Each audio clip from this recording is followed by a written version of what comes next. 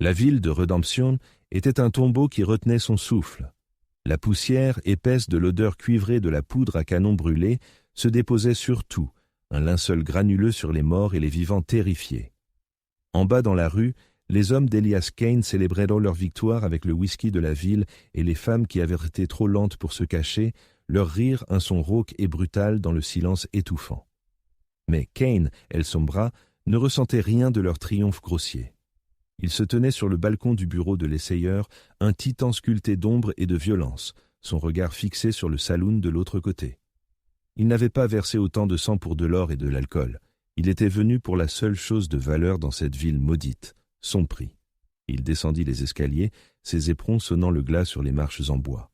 Le tenancier du saloon, un homme dont la colonne vertébrale s'était dissoute en une flaque de sueur et de peur, le rejoignit à la porte. « N'importe quoi, Seigneur Kane, tout ce que vous voulez, » balbutia-t-il, ses yeux se dirigeant vers les escaliers comme vers une potence. Kane n'eut pas besoin de parler. Il leva simplement les yeux et le tenancier comprit. Elle, la sirène.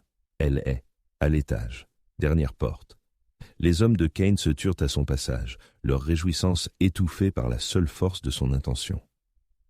Il monta les escaliers, chaque pas un battement délibéré et lourd, un tambour comptant à rebours jusqu'au jugement final. Il ignora les visages terrifiés qui lorgnaient depuis les embrasures des portes qu'il dépassait. Son monde entier s'était rétréci au pain marqué de cicatrices de cette dernière porte. Les histoires qu'on racontait sur elle n'étaient été que ça, des histoires, des murmures d'ivrognes et d'hommes solitaires qui prenaient la beauté pour de la magie. Il croyait en ce qu'il pouvait voir, ce qu'il pouvait toucher et ce qu'il pouvait posséder. Et il était là pour la posséder. Il ne se soucia pas de la poignée. Sa botte fit éclater la serrure, la porte s'ouvrant violemment contre le mur intérieur. Et elle était là. La chambre était dépouillée, ne contenant qu'un simple lit en fer et une cuvette, mais elle ressemblait à une cathédrale, car elle se tenait en son centre, baignée d'une colonne de clair de lune pur et blanc s'échappant de l'unique fenêtre. Elle ne pleurait pas, elle ne se recroquevillait pas. Elle attendait, tout simplement. Son regard n'était pas celui de la peur, mais d'un calme ancien et glacial, le regard d'une falaise qui avait enduré 1000 tempêtes et était restée inchangée. Pour la première fois dans une vie définie par un contrôle absolu et violent, un frisson de glace parcourut l'échine de Kane. Chaque instinct de prédateur, affiné par des années d'effusion de sang, lui hurlait de faire demi-tour, de s'en aller, de quitter cette ville à cheval et de ne jamais regarder en arrière. Ce n'était pas un prix, c'était un piège. Elle se tourna pour lui faire face entièrement, et le faible sourire entendu sur ses lèvres était la chose la plus terrifiante qu'il ait jamais vue. Ce n'était pas un sourire de séduction, mais de jugement. Dans ce moment silencieux, il comprit qu'il n'était pas le chasseur dans cette pièce. Il était la proie, et il venait d'entrer de son plein gré dans le collet. Mais la légende d'El Sombra s'était bâtie sur le fait de ne jamais reculer, de prendre ce qui lui revenait. Se détourner maintenant serait admettre la peur, admettre qu'un mythe pouvait être plus fort que sa volonté. Son orgueil, le moteur même de son identité monstrueuse, fit le choix pour lui. Il prendrait ce qui était à lui, même si la damnation en était le prix. Il franchit le seuil, le clair de lune attrapant la poussière que ses bottes soulevaient, et referma la porte cassée derrière lui, scellant le monde à l'extérieur, et s'enfermant avec elle. Le pacte était conclu. Il se tint devant elle un long moment, l'air épais de l'odeur de parfum bon marché et de pain éclaté. C'était le jeu, le prélude lent et circulaire où le prédateur savoure la terreur de sa proie acculée. Il y avait joué 100 fois, mais la femme ne tremblait pas. Ses mains, reposant le long de son corps, étaient parfaitement immobiles. Sa respiration suivait un rythme lent et régulier qui se moquait des battements frénétiques de sa propre poitrine. Il fit un pas en avant, le plancher gémissant sous son poids, un son qui faisait habituellement tressaillir les hommes. Elle se contenta de le regarder, ses yeux sombres fixés dans les siens, sans défiance, mais avec une certitude terrifiante et absolue. C'était comme si c'était elle qui l'avait traqué. « On t'appelle la sirène, » dit-il, sa voix un grognement bas destiné à intimider. « On dit que tu dénoues de l'esprit d'un homme. »« Les esprits des hommes sont si faciles à dénouer, » répondit-elle, sa voix un calme mélodieux et bas qui ne portait aucune trace de peur. « Ce sont des choses enchevêtrées au départ. La confiance tranquille de ses paroles était une gifle. Il était El Sombra, un nom murmuré avec crainte de Sonora au territoire. Les hommes s'effondraient à sa vue, mais cette femme, son prix, le regardait comme s'il était un inconvénient mineur, un détail désordonné à régler. La confusion s'enroula dans ses entrailles, un nœud froid de quelque chose qu'il n'avait pas ressenti depuis qu'il était enfant. Le doute.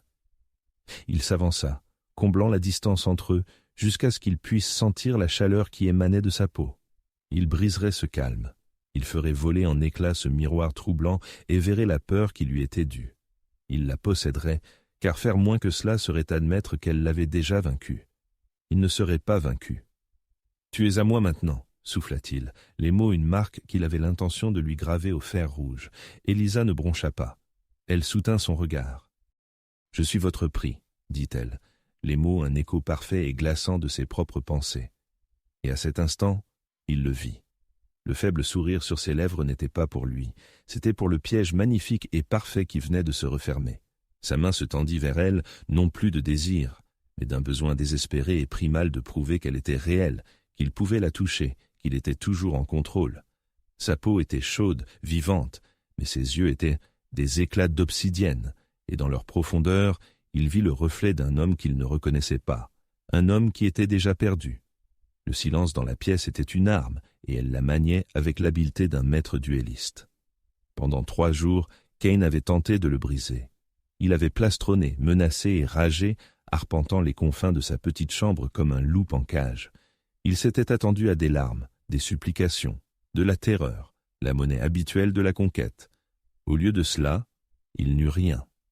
Élisa se contentait de le regarder, son regard une surface placide et incassable.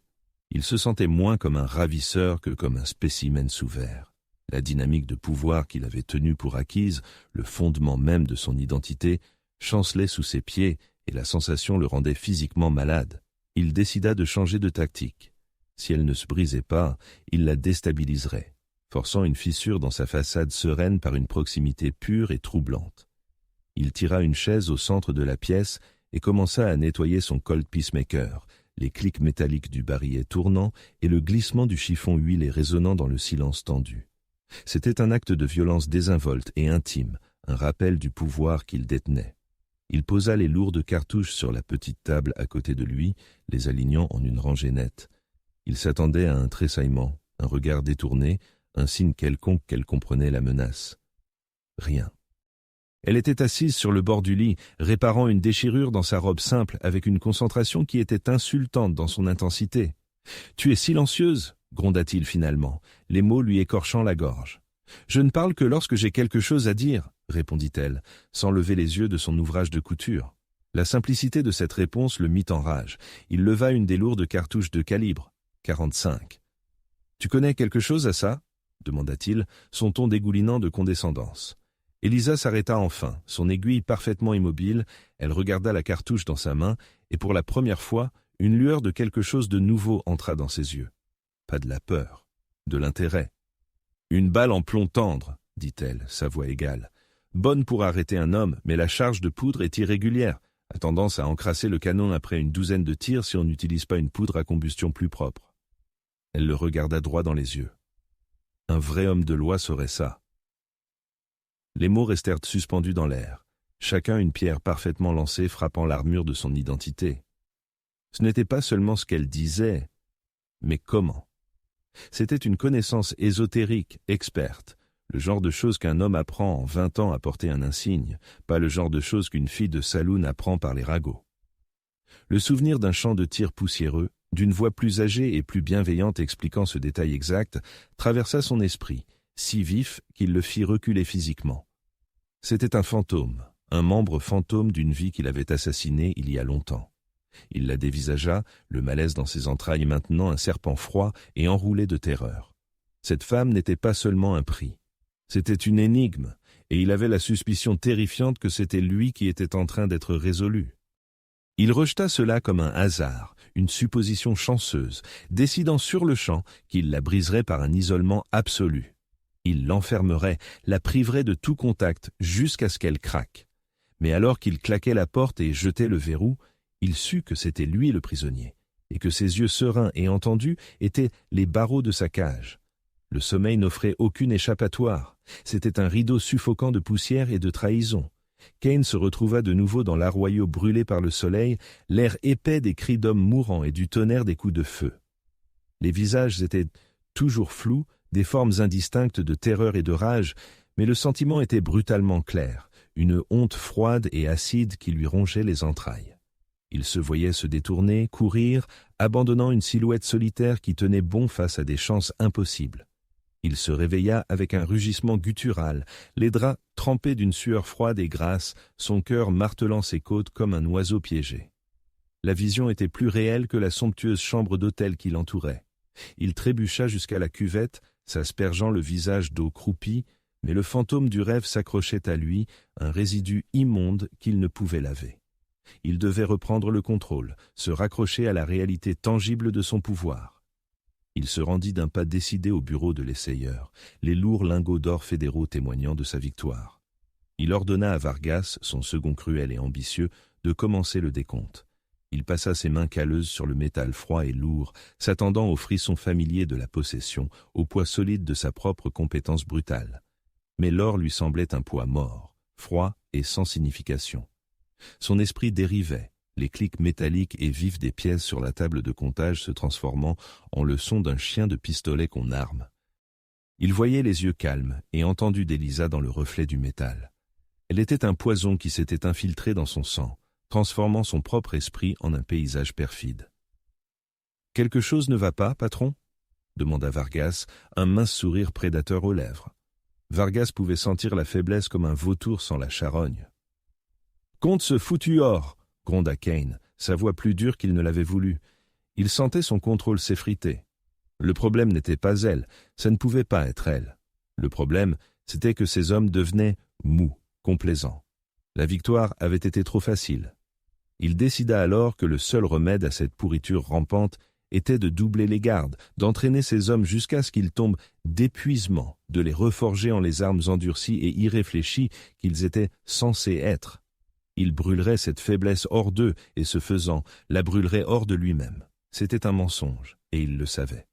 La menace n'était pas à l'extérieur des murs de la ville. Le fantôme était à l'intérieur de lui, et à chaque heure qui passait, son emprise se resserrait. Il ne supportait plus le silence. C'était un poids physique qui l'oppressait, l'étouffait. Pendant une semaine, il l'avait gardé enfermé dans cette chambre, lui apportant lui-même nourriture et eau, ayant besoin de voir si son calme troublant avait enfin craqué. Il ne l'avait jamais fait. Elle le remerciait simplement avec ce même regard placide et entendu, et chaque fois, la glace dans ses entrailles se tordait un peu plus. La paranoïa était une fièvre dans son sang maintenant. Il voyait ses propres hommes le regarder, chuchoter quand il tournait le dos. Il voyait sa faiblesse, son obsession. Il voyait un roi qui avait été émasculé par son propre prix. Il savait qu'il devait y mettre fin. Il devait la briser, non pas pour sa propre satisfaction, mais pour restaurer l'ordre de son monde, pour prouver à ses hommes et à lui-même qu'il était toujours El Sombra. Il ouvrit brusquement la porte de sa chambre.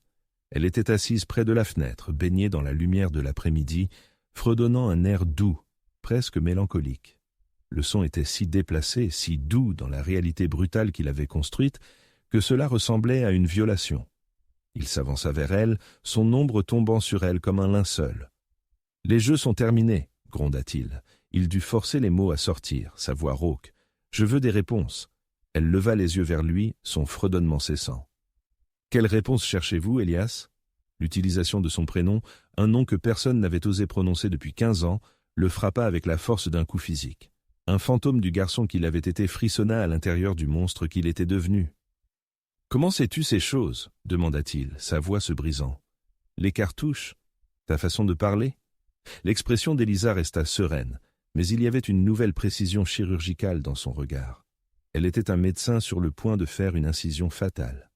« Vous avez un certain air ?» dit-elle, sa voix une caresse douce et dévastatrice. Une tristesse. Comme si vous aviez autrefois connu un homme bon.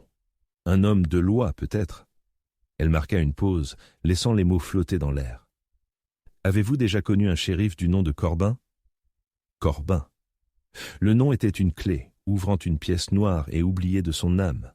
La poussière, les coups de feu, les cris, la honte, tout revint en trombe, un raz-de-marée de souvenirs contre lequel il avait passé sa vie à construire un barrage. Le barrage céda. Il vit le visage bienveillant et confiant du shérif dans les moments précédant la trahison. Il sentit le poids froid du mensonge qu'il avait vécu depuis. C'en était trop. La paranoïa, la peur, tout s'effondra en un seul point focal de rage pure et incandescente. Cette femme était une sorcière, un démon envoyé pour le tourmenter. Il réagit avec le seul langage qui lui restait. Sa main vola, le claquement de sa gifle sur son visage, un son comme un os qui se brise. Elle tomba de sa chaise, un mince filet de sang coulant de sa lèvre. Mais alors qu'elle levait les yeux vers lui depuis le sol, ses yeux ne contenaient aucune peur. Il n'y avait pas de douleur. Il n'y avait qu'un petit sourire triomphant et absolument horrifiant. Il avait mordu à l'hameçon final. Sa violence était la confession qu'elle attendait. Et dans ce sourire, Cain vit sa propre damnation. Il était piégé et les murs se refermaient. Sa rage était une forteresse. C'était le dernier mur debout dans une cité déjà consumée par le feu. Il retourna dans sa chambre, la fureur une chose physique, un rugissement dans ses oreilles qui noyait les murmures de honte et de mémoire. Il mettrait fin à cela. Il lui arracherait la vérité, réduirait son petit jeu en cendres et récupérerait l'homme qu'il était. Il ouvrit brusquement la porte, prêt pour une confrontation finale et violente. Mais Elisa n'était pas sur le sol où il l'avait laissée. Elle se tenait de nouveau près de la fenêtre, aussi sereine et intacte que lorsqu'il l'avait vue pour la première fois, un petit objet sombre tenu délicatement dans ses mains. « Tu es une sorcière !» siffla-t-il, les mots bruts et arrachés à sa gorge. « Je suis une fille !» répondit-elle, sa voix douce, mais portant le poids d'une enclume. Elle se détourna de la fenêtre, et il vit ce qu'elle tenait. Une simple étoile en fer blanc, ternie par l'âge et la négligence, mais ses 6 branches étaient reconnaissables entre toutes, un insigne de shérif. Son sang se glaça. « Vous vouliez des réponses, Elias, dit-elle, sa voix dénuée de haine, ce qui était en quelque sorte pire que n'importe quel cri. Les voici.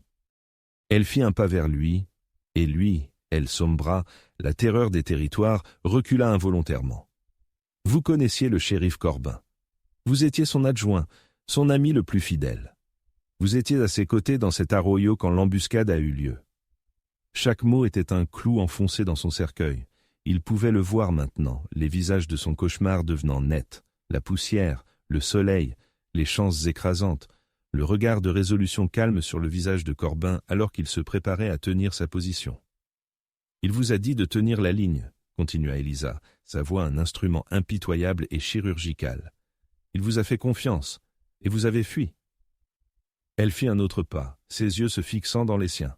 « Vous avez fui, et vous l'avez laissé mourir seul. Vous ne l'avez pas seulement laissé mourir, Elias, vous l'avez assassiné. Vous avez assassiné le meilleur homme que vous ayez jamais connu, et vous fuyez son fantôme depuis. » Elle tendit l'insigne. Ce n'était pas une offrande, c'était un miroir, et sur sa surface ternie, il ne vit pas le visage du monstre qu'il était devenu, mais le visage terrifié et strié de larmes du garçon lâche qu'il avait été dans cet arroyo. La forteresse de sa rage s'effondra. La fureur, l'orgueil, les années de violence, tout se réduisit en cendres et s'envola, ne laissant rien derrière. Le rugissement dans ses oreilles fut remplacé par un silence profond et assourdissant. L'identité soigneusement construite d'El Sombra, l'armure qu'il avait portée pendant 15 ans, cessa tout simplement d'exister. Il n'était pas un bandit, il n'était pas un tueur, il n'était rien. Il recula en chancelant, sa main volant à sa bouche alors qu'un cri sec et silencieux le déchirait.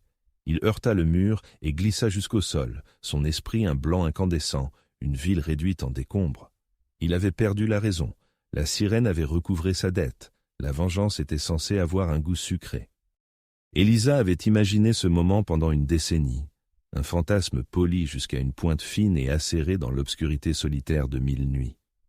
Elle avait imaginé le masque arrogant de Cain s'effriter, avait rêvé de voir son pouvoir se réduire en cendres entre ses mains. Maintenant c'était arrivé, et le goût dans sa bouche n'était pas celui du triomphe, mais d'une poussière amère et stérile.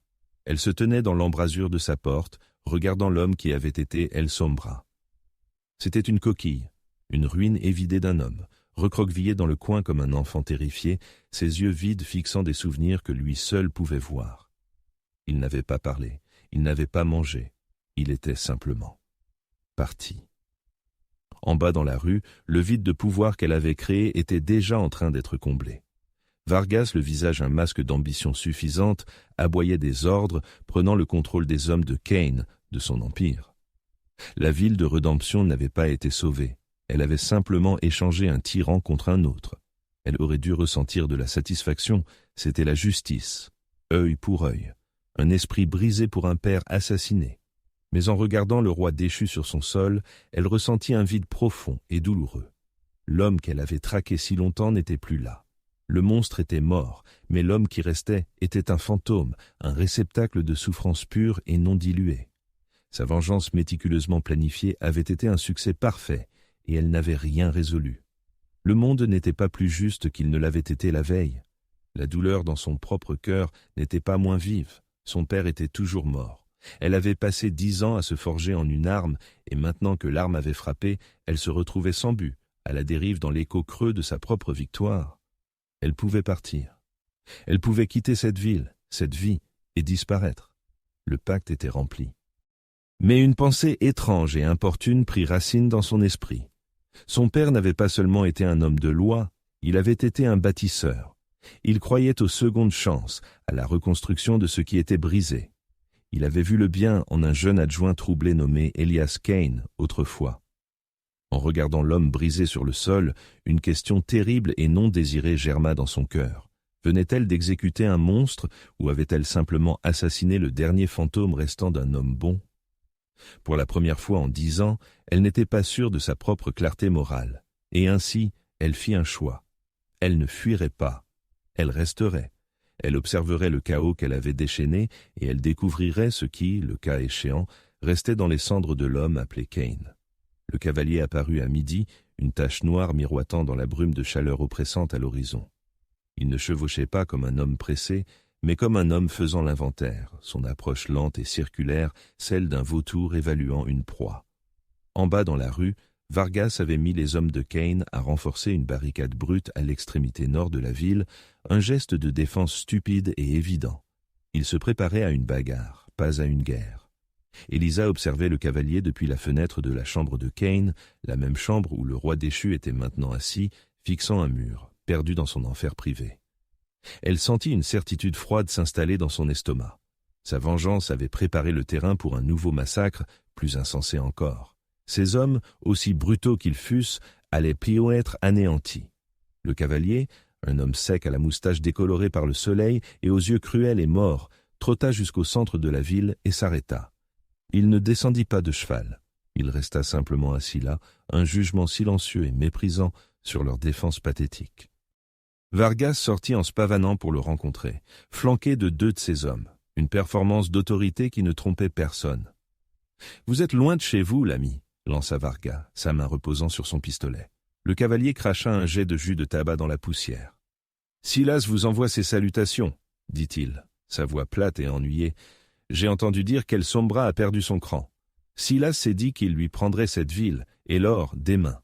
Il sera là au lever du soleil avec 50 fusils. » Il regarda par-delà Vargas, ses yeux morts balayant la ville, s'attardant un instant sur la fenêtre où se tenait Elisa. Il eut un sourire narquois. Il a hâte de rencontrer la femme qui a brisé le diable lui-même. Sur ce, il fit tourner son cheval et repartit comme il était venu, laissant un nuage de poussière et la promesse d'une annihilation absolue suspendue dans l'air, calme et chaud.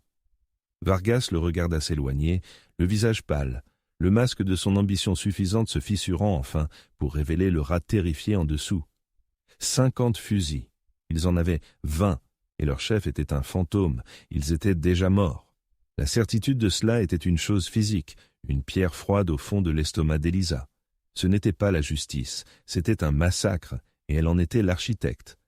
La victoire creuse qu'elle avait ressentie se mua alors en un nouveau fardeau plus lourd. La vie de chaque âme dans cette ville maudite reposait maintenant sur ses mains. La panique était un alcool bon marché, elle rendait les hommes bruyants, stupides et lents. Elisa observait depuis la fenêtre Vargas aboyer des ordres contradictoires, en voyant des hommes se démener pour renforcer la pathétique barricade à une extrémité de la ville, tout en laissant les 3 autres points d'entrée. Une ruelle étroite, une écurie et le lit d'un ruisseau asséché, complètement exposés. Ils se préparaient à se faire tirer dans le dos.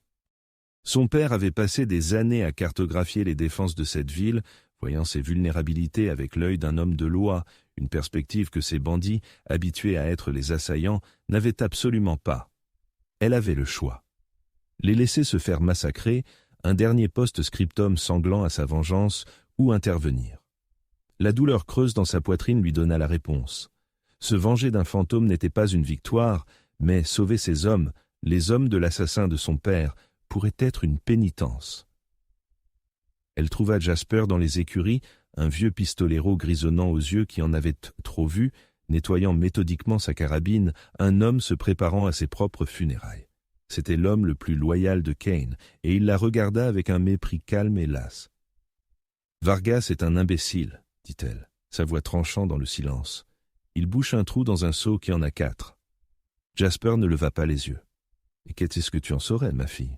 Je connais cette ville, » dit-elle en s'approchant. « Je sais que Silas ne passera pas par la rue principale. Il divisera ses hommes. 10 passeront par l'écurie pour vous prendre à revers. 10 autres utiliseront le lit du ruisseau asséché pour frapper le bureau de l'essayeur où se trouve l'or. Les autres vous tiendront cloués à la barricade. » Elle parlait avec la certitude absolue d'un maître stratège.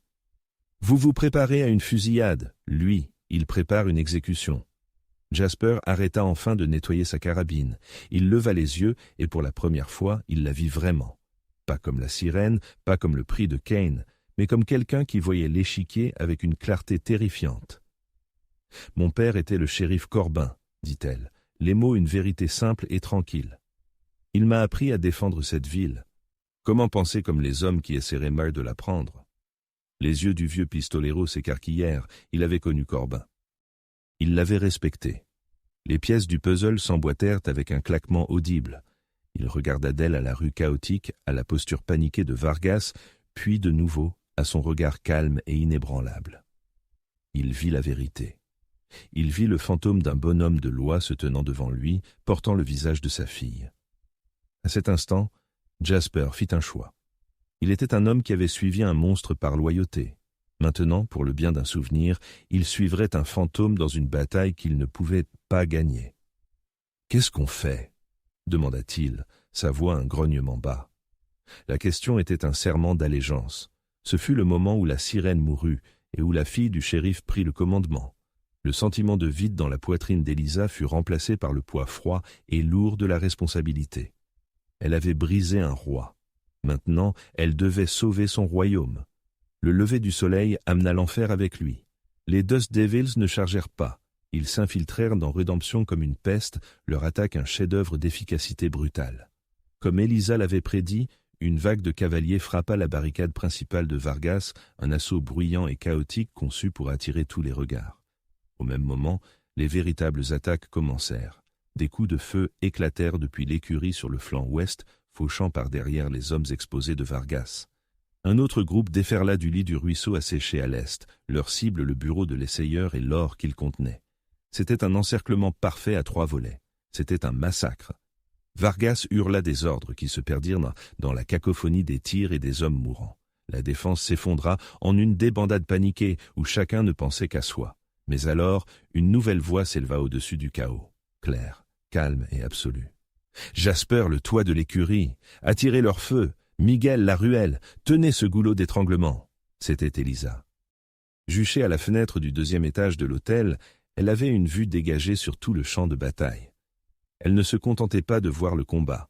Elle le lisait, anticipant chaque mouvement avec l'œil froid, exercé d'un maître d'échecs. Jasper et une poignée de loyalistes, ayant été prépositionnés selon son plan, répondirent instantanément. Une salve de tirs de carabine depuis le toit de l'écurie fit chanceler les flanqueurs. La ruelle étroite devint une zone mortelle, bloquant la 2e attaque. Pour la première fois, l'avancée implacable des Dust Devils faiblit. Ils s'étaient attendus à une foule paniquée de voyous désorganisés. Ils ne s'étaient pas attendus à une défense coordonnée et intelligente. Les loyalistes restants, voyant l'efficacité de ces ordres, firent un choix. Ils ignorèrent les cris paniqués de Vargas et se tournèrent vers la femme à la fenêtre, leur nouveau commandant. L'admiration commença à remplacer la terreur dans leurs yeux. C'étaient des tueurs, des bandits, la lie de la terre, mais ils reconnaissaient la compétence quand ils la voyaient. Et la sirène, le prix de Kane, était un chef de guerre plus brillant qu'Elsombra ne l'avait jamais été. Elle les sauvait. Elle, la fille de l'homme que leur chef avait assassiné, se battait pour sauver leur vie sans valeur, et ils ne comprenaient pas pourquoi. Mais dans le creuset de la bataille, la compréhension était un luxe. Seule la survie comptait, et pour la première fois ce jour-là, la survie semblait une possibilité faible et lointaine. Les coups de feu venant de la rue étaient une symphonie chaotique, la bande-son du cauchemar éveillé qui avait consumé le monde de Kane. Il était assis, recroquevillé dans le coin de la pièce, l'étoile en fer blanc serrée dans sa main, ses pointes acérées s'enfonçant dans sa paume. Il était de retour dans l'Arroyo, le soleil tapant, le goût de la poussière et de la peur dans sa bouche. Il voyait Corbin, debout, grand, la mâchoire serrée, un roc contre la marée montante. Il se voyait lui-même, plus jeune, le visage un masque de terreur, tournant le dos, abandonnant son poste, abandonnant son honneur. Le souvenir tournait en boucle, un enfer privé se rejouant sans cesse dans les ruines de son esprit. Il était un lâche, il n'était rien. Puis, un nouveau son perça le brouillard, le cri d'une femme. Ce n'était pas un cri de terreur, mais de fureur et de défi. C'était la voix d'Elisa. Le son était une clé, ouvrant une porte dans la prison de son esprit. Il leva la tête, ses yeux vides se concentrant lentement sur la fenêtre. En bas dans la rue, il le vit. Un moment de symétrie impossible et horrifiante. Vargas, son second perfide, était acculé dans une ruelle sur le point d'être exécuté par 3 hommes de Silas. Et Elisa, qui aurait dû être en sécurité, avait quitté son poste de commandement pour traîner un habitant blessé hors de la ligne de feu. Elle était exposée, complètement vulnérable. À cet instant, 2 images se heurtèrent dans l'esprit de Kane avec la force d'une collision physique. Le shérif Corbin, seul face à une armée, et Elisa, seule face à une marée de violence pour sauver un innocent. C'était le même choix, le même sacrifice, et il le regardait se produire à nouveau. Un barrage de honte et de dégoût de soi qui tenait depuis 15 ans ne se brisa pas seulement, il se vaporisa. Un nouveau feu, propre et froid, déferla en lui, consumant le fantôme d'Elsombra et laissant quelque chose d'autre à sa place. Il n'était plus un garçon terrifié dans un arroyo. Il était un homme de loi avec le devoir de protéger. Il bougea. Ce n'était pas un choix. C'était un instinct, une mémoire musculaire enfouie depuis une décennie et demie. Sa main trouva le colt à sa hanche, son poids familier et juste. Il ne se leva pas en bandit, plein de rage et de fanfaronnade. Il se leva en adjoint, ses mouvements économiques, précis et mortels. Il s'écoula hors de la pièce et sur le balcon, son esprit un moteur cristallin de clarté tactique. Il voyait les angles, les distances, les menaces. 3 tirs si rapprochés qu'ils sonnèrent comme un seul. 3 hommes de Silas tombèrent, la surprise gravée sur leur visage mort. Il tira 2 autres fois, couvrant la retraite d'Elisa alors qu'elle tirait l'homme blessé en sécurité. Il ne s'arrêta pas. Il sauta par-dessus le balcon, atterrissant accroupi dans la ruelle en contrebas, son pistolet une extension stable et inébranlable de sa volonté, un bouclier entre les loups et leur proie. Vargas le dévisagea, la bouche bée, ne voyant pas le roi brisé qu'il avait laissé pour mort, mais le fantôme d'un homme de loi revenu d'entre les morts. L'homme honorable, l'homme en qui Corbin avait eu confiance, était de retour. Et il était là pour finir le travail. Le cours de la bataille avait tourné. Avec Kane se déplaçant comme un fantôme à travers le chaos, ses tirs précis et mortels, et Elisa coordonnant la défense d'en haut, l'attaque des Dust Devils se désagrégea. Ils n'étaient plus une force disciplinée, ils étaient à une foule paniquée, prise dans un hachoir à viande de leur propre fabrication. Les survivants se dispersèrent, tentant de fuir la ville qui était devenue leur tombeau, tous sauf un. Silas, leur chef, une montagne d'hommes à la barbe tachée de tabac et à la réputation de brutalité sans égale, tint sa position au centre de la rue. Il vit ses hommes flancher, vit l'or pour lequel il était venu lui glisser entre les doigts, et son monde se rétrécit à un seul point de rage pure et animale. Il rugit un nom, un défi qui résonna sur les bâtiments criblés de balles. « Elsombra !» Kane sortit de l'abri de l'écurie, son visage un masque de calme froid, hélas. Il n'était plus Elsombra. L'homme qui faisait face à Silas était une créature entièrement différente. Il n'y avait pas d'arrogance dans sa démarche, pas de cruauté dans ses yeux. Il n'y avait que la compétence silencieuse et mortelle d'un homme ayant un travail à faire. Elisa observait depuis la fenêtre au-dessus, son cœur un nœud froid et serré dans sa poitrine. C'était le test final. « On m'a dit que t'avais perdu la tête, Kane, » ricana Silas, levant son énorme pistolet dragon. « T'es venu perdre le reste ?»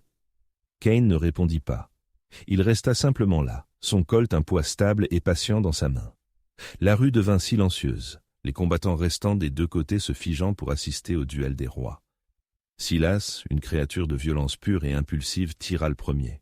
Son tir fut un rugissement de tonnerre, faisant éclater le mur à un pied à gauche de Kane. Kane ne broncha pas. Dans cette fraction de seconde du recul de Silas, Kane bougea avec la grâce fluide d'un serpent qui frappe. Son tir ne fut pas un rugissement, mais un craquement sec et net. Il ne visait pas le cœur de Silas ni sa tête, il visait sa main. Le pistolet dragon tomba dans la poussière, Silas hurlant un mélange de douleur et d'incrédulité, fixant ses doigts brisés. Kane s'avança, son pas délibéré, son arme ne vacillant jamais. Il repoussa le pistolet du pied, loin de la portée de l'homme blessé. Il aurait pu le tuer. L'aile sombre d'hier l'aurait fait, sans une seconde d'hésitation. Mais cet homme, ce fantôme d'homme de loi, regarda simplement le tyran brisé et saignant à ses pieds. « Sors de ma ville !» dit Kane, sa voix plate, dénuée de colère ou de triomphe. Ce n'était pas une menace, c'était un jugement. Le pacte s'était transformé. Il n'était plus un prédateur, il était un protecteur. Et dans ce moment de miséricorde calme et délibéré, Elisa sut que l'homme qu'elle était venue détruire avait disparu, et qu'à sa place se tenait quelqu'un qu'elle ne connaissait pas, quelqu'un qui valait peut-être, incroyablement, la peine d'être sauvé. Le soleil se coucha sur une ville qui n'était plus la sienne. Kane se tenait devant les survivants de sa bande dans le saloon dévasté, l'air épais de l'odeur du sang, du whisky et de la poudre brûlée. Elisa se tenait à quelques pas derrière lui, une présence silencieuse et puissante. Il n'était plus son ravisseur, et elle n'était plus sa prisonnière. Ils étaient tout autre chose, quelque chose d'indéfini et de terrifiant. Il regarda les visages durs des hommes qui l'avaient suivi, des hommes qui avaient tué pour lui, des hommes qui venaient de le voir se battre non pas comme un bandit, mais comme un homme de loi. Il leur devait une vérité plus terrifiante que n'importe quelle balle. « L'or est à vous, » dit-il, sa voix calme mais portant jusqu'à chaque recoin de la pièce. Il désigna les lourds sacs entassés sur le bar. « Tout.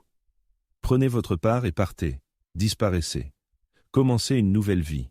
La loi viendra chercher elle son bras, et vous ne voulez pas être là quand ils arriveront. » Un faible murmure parcourut la pièce.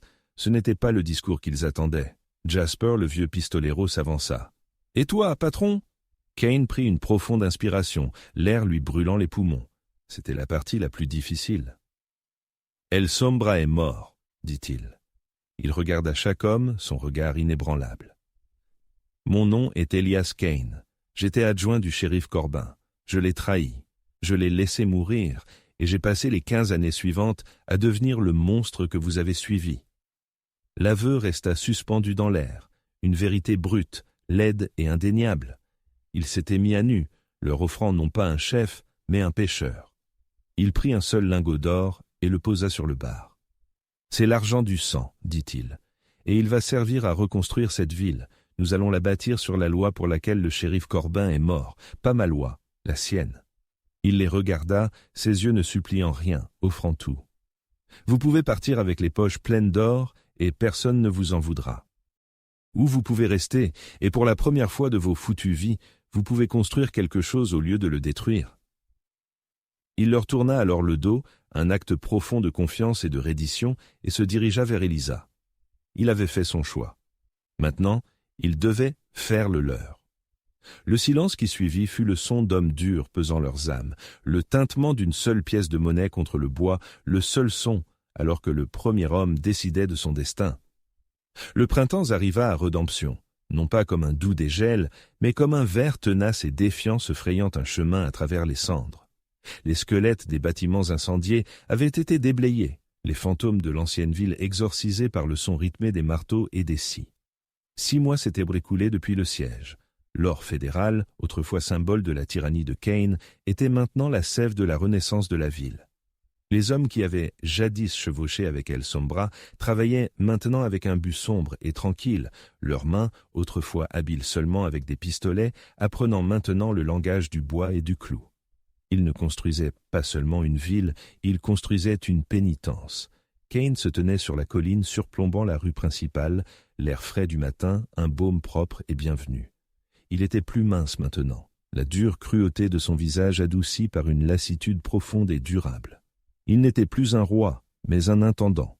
Il regardait Jasper, son ancien loyaliste, diriger la levée de la poutre principale du nouveau bureau du shérif, la première et la plus importante structure à être construite. À côté de lui, Elisa se tenait, non pas comme un prix ou une prisonnière, mais comme une partenaire, ses yeux vifs évaluant le travail, sa présence calme le centre tranquille et inébranlable de ce nouveau monde. Il parlait rarement du passé. C'était une blessure partagée, un paysage de fantômes qu'ils avaient tous deux accepté de laisser derrière eux. Leur conversation portait désormais sur l'avenir, le prix du bois, le besoin d'une institutrice, l'emplacement adéquat du puits de la ville. Il lui avait offert 100 fois de partir.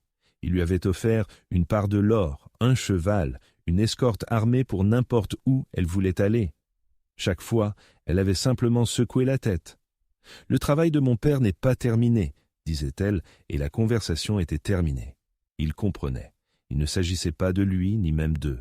Il s'agissait de l'héritage d'un homme bon, un héritage qu'il avait autrefois tenté de réduire en cendres et qu'il passait maintenant le reste de sa vie à essayer de reconstruire. Il regarda la ville qui prenait forme en contrebas, les anciens tueurs et voleurs travaillant ensemble, les premiers signes d'une communauté naissant de la poussière. Ce n'était pas le pardon. Ce n'était même pas la rédemption. C'était simplement du travail. Et pour la première fois en 15 ans, c'était un travail qui semblait propre. Le bureau du shérif sentait le pain frais et la possibilité. Un an jour pour jour après le siège, la ville de Redemption était méconnaissable. Elle était calme, ordonnée et propre. L'or avait été dépensé en bois, en semences et en salaires, transformant un repère de voleurs en un sanctuaire pour les colons. Kane se tenait derrière le simple bureau en pin, une pile de documents juridiques, titres de propriété, manifeste d'approvisionnement, une demande de juge itinérant, soigneusement rangée devant lui. Le travail était sans fin, fastidieux et profondément satisfaisant. Il était maintenant un bâtisseur, un intendant, un homme défini non pas par ce qu'il prenait, mais par ce qu'il protégeait. Elisa entra sans frapper, une habitude qui était devenue une intimité tacite entre eux. Elle tenait un petit objet enveloppé de tissu dans ses mains. Elle le posa sur le bureau devant lui, le silence dans la pièce lourd de sens inexprimé. Kane le déballa lentement. C'était l'insigne de son père. Mais ce n'était plus la pièce d'étain terne et cabossée qu'elle avait utilisée pour briser son monde. Il était poli jusqu'à un éclat brillant, presque aveuglant, l'étoile d'étain reflétant la lumière du soleil de la fenêtre comme un morceau de lumière du jour capturé. « Je l'ai fait nettoyer », dit-elle, sa voix un doux murmure. Kane le prit, son poids à la fois un fardeau et une bénédiction. C'était le symbole de tout ce qu'il avait perdu et de tout ce qu'il essayait de devenir. Il le tint un long moment, le métal froid un contraste frappant avec la chaleur de sa main. Il n'y avait aucun droit. Il ne l'aurait jamais. Il le lui tendit, une offrande, une reddition finale. « Il est à vous, dit-il, sa voix épaisse d'une émotion qu'il ne pouvait nommer. Il a toujours été à vous. » Elisa regarda l'insigne dans sa main, puis son visage, son regard traçant les lignes d'épuisement et de paix durement gagnées qui avaient remplacé l'arrogance cruelle d'El Sombra. Elle prit l'insigne de sa paume, ses doigts effleurant les siens, un contact qui était à la fois une étincelle et une bénédiction. Mais au lieu de le mettre dans sa poche, elle s'avança, ses mouvements délibérés et certains. Elle se hissa sur la pointe des pieds et, avec une précision qui démentait le tremblement de ses mains, épingla l'étoile brillante sur le tissu rugueux de sa chemise, juste au-dessus de son cœur. La pointe acérée de l'épingle lui piqua la peau, une douleur finale et purificatrice. Elle le regarda dans les yeux, son propre regard clair et libéré des fantômes pour la première fois. « La dette est payée, Elias, » dit-elle. Dans ces mots, il n'entendit pas le pardon, mais quelque chose de bien plus profond, la libération. Il n'était plus son prix, elle n'était plus sa geôlière. Le pacte, conclu dans la violence et scellé dans la honte, était enfin, irrévocablement, rompu. Ils n'étaient plus qu'un homme et une femme, debout dans une ville bâtie sur les cendres de leur passé, avec la promesse terrifiante, brillante et tacite d'un avenir qui attendait juste derrière la porte. Ils étaient libres. Ils se tenaient ensemble dans l'embrasure de la porte du bureau du shérif, le poids de l'insigne sur sa poitrine, une gravité étrange et nouvelle. Le silence entre eux n'était plus un champ de bataille, mais un espace partagé de compréhension tranquille. Le pacte était rompu, la dette était payée, mais un nouveau contrat tacite se forgeait dans la lumière dorée de la fin d'après-midi. C'est à cet instant qu'ils l'entendirent, le grincement las de roues de chariot, le doux hennissement d'un cheval fatigué.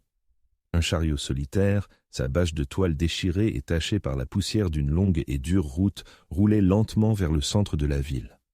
Un homme, le visage un masque d'épuisement décharné, tenait les rênes, ses yeux balayant nerveusement les nouveaux bâtiments, les silhouettes tranquilles des anciens bandits vaquant à leurs occupations. À côté de lui, une femme serrait un enfant endormi, son visage pâle d'une peur qui allait plus loin que la simple fatigue de la route. C'étaient des réfugiés, fuyant quelque chose, et ils étaient tombés sur une ville dont le nom était une sombre légende. La main de l'homme reposait sur la crosse du fusil appuyé à côté de lui.